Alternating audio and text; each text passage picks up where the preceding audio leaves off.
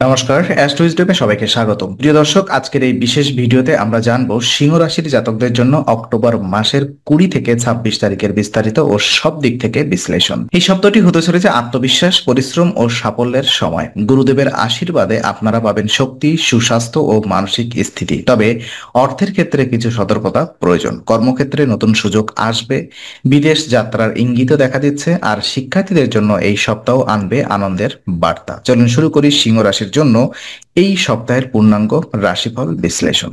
তো প্রথমত স্বাস্থ্য এবং শারীরিক অবস্থা যদি আমরা দেখি, তো এই সপ্তাহে গুরুদেব একাদশ ঘরে অবস্থান করছেন, যা আপনার স্বাস্থ্য এবং শারীরিক শক্তির জন্য এক অত্যন্ত শুভ লক্ষণ।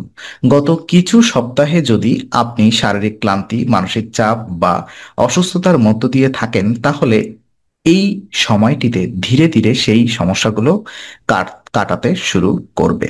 আপনি অনুভব করবেন দেহে নতুন উদ্যম ও শক্তি ফিরে আসছে, মানসিক স্থিরতা বাড়ছে। গ্রহের অবস্থান ইঙ্গিত দিচ্ছে যে নিয়মিত ব্যায়াম, যোগাভ্যাস, ধ্যান বা সকালে প্রার্থনা এগুলো আপনার জীবনে ইতিবাচক পরিবর্তন আনবে।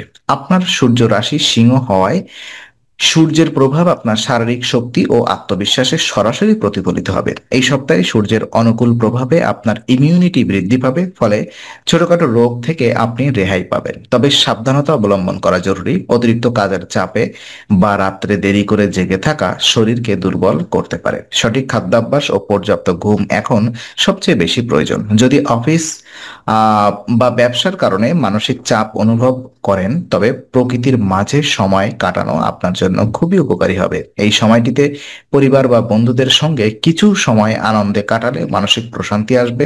যারা স্বাস্থ্য সম্পর্কিত কাজ যেমন যোগ, শিক্ষকতা, চিকিৎসা বা ফিটনেস ট্রেনিং করেন, তাদের জন্য এই সপ্তাহে শুভ সুযোগ আসতে পারে।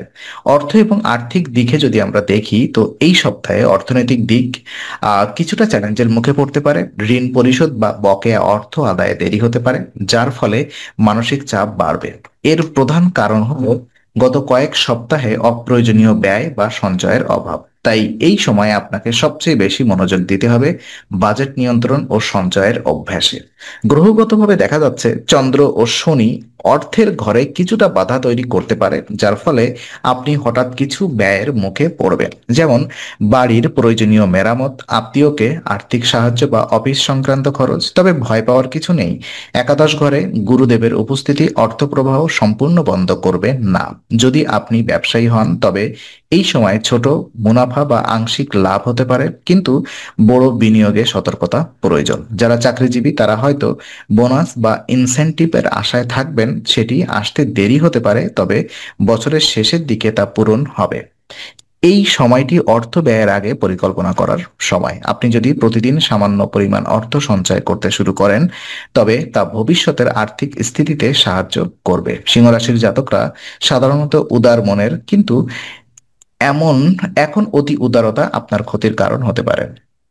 কর্মজীবন ও বিদেশ সম্ভাবনা আছে কি? হ্যাঁ, এই সপ্তাহটি কর্মজীবনের জন্য অত্যন্ত শুভ। রাহু সপ্তম ঘরে অবস্থান করছেন, যা নতুন সুযোগ ও অপ্রত্যাশিত উন্নতির ইঙ্গিত দিচ্ছে। বিশেষ করে যারা বিদেশ সংক্রান্ত কাজ করেন, যেমন বিদেশে ব্যবসা, পড়াশোনা বা কর্মসংস্থান, তাদের জন্য এই সপ্তাহটি হতে পারে একটি টার্নিং পয়েন্ট।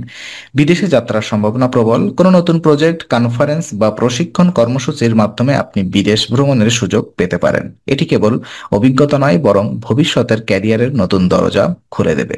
যারা চাকরিজীবী তারা অফিসে নতুন দায়িত্ব বা পদোন্নতির সুযোগ পাবেন। ঊর্ধ্বতন কর্তৃপক্ষ আপনার পরিশ্রম ও নেতৃত্ব গুণে মুগ্ধ হবেন। আপনার কথাবার্তা ও আত্মবিশ্বাস অন্যদের অনুপ্রাণিত করবে, ফলে সহকর্মীদের সহযোগিতা বাড়বে। ব্যবসায়ীদের জন্য এটি নতুন ক্লায়েন্ট বা পার্টনার পাওয়ার সময়। তবে রাহুর প্রভাবে প্রতারণা বা বিভ্রান্তি থেকে সাবধানে থাকতে হবে। কোনো চুক্তিতে সই করার আগে ভালোভাবে যাচাই করে নিন। শিক্ষা এবং ছাত্র জীবন কেমন যাবে? শিক্ষার্থীদের জন্য এই সপ্তাহটি অত্যন্ত ইতিবাচক। গুরুদেবের প্রভাব আপনার মনোযোগ ও শেখার ক্ষমতা বাড়িয়ে তুলবে। যারা পড়াশোনায় মনোযোগ ধরে রাখতে পারছেন না, তাদের জন্য এটি নতুন উদ্যমে এগিয়ে যাওয়ার সময়। শিক্ষক বা গাইডের সহায়তায় এই সপ্তাহে বিশেষভাবে লাভজনক হবে। তারা আপনার প্রতি সন্তুষ্ট থাকবেন, এমনকি কোনো গুরুত্বপূর্ণ পরামর্শ বা সুপারিশ আপনার ভবিষ্যতের জন্য শুভ ফল বয়ে আনতে পারে। বিশেষ করে যারা প্রতিযোগিতামূলক পরীক্ষা বা ইন্টারভিউর প্রস্তুতি নিচ্ছেন তারা নিজেদের সেরাটা দিতে সক্ষম হবেন। এই সপ্তাহে আপনি যে পরিমাণ পরিশ্রম করবেন তার ফল পাবেন দ্বিগুণ। আপনার মেধা ও অধ্যবসায় অন্যদের কাছেও প্রশংসিত হবে। সহপাঠী বা বন্ধুরা আপনার নেতৃত্বে অনুপ্রাণিত হবে। তবে একটি বিষয় মাথায় রাখতে হবে, আত্মতুষ্টি যেন না আসে। শিক্ষায় ধারাবাহিকতা বজায় রাখুন এবং সময় ব্যবস্থাপনার শৃঙ্খলা থাকুন। তো সাফল্য এবং প্রশংসা যদি আমরা বিস্তারিতভাবে দেখি, এই সপ্তাহে সিংহ রাশির জাতকরা প্রশংসা ও সম্মানের কেন্দ্রে থাকবেন। আপনার কঠোর পরিশ্রম ও আত্মবিনোদন অথবা আত্মনিবেদন এখন ফল দিতে শুরু করবে। অফিস, পরিবার বা সামাজিক পরিসরে মানুষ আপনার কাজের প্রশংসা করবে। গ্রহের প্রভাবে আপনার আত্মবিশ্বাস ও নেতৃত্ব গুণ বৃদ্ধি পাবে।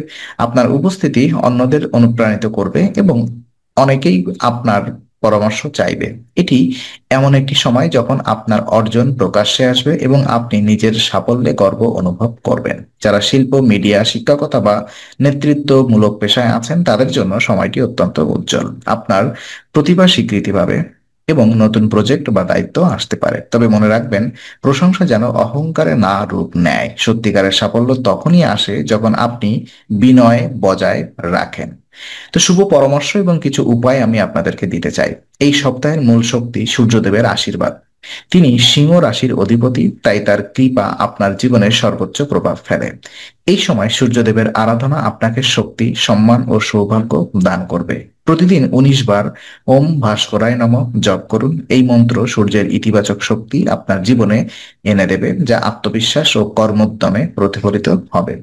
সকালে সূর্যোদয়ের সময় সূর্য নমস্কার করা বা গায়ত্রী মন্ত্র পাঠ করাও শুভ। এতে শরীরের শক্তি বৃদ্ধি পাবে এবং মানসিক স্থিরতা আসবে। এই সপ্তাহে অহংকার থেকে দূরে থাকুন, কারণ রাহুর প্রভাবে অহং বা অতিরিক্ত আত্মবিশ্বাস ক্ষতি করতে পারে। নিজেকে সংযত, নম্র ও সৎ রাখলে সৌভাগ্য আপনার সঙ্গে থাকবে।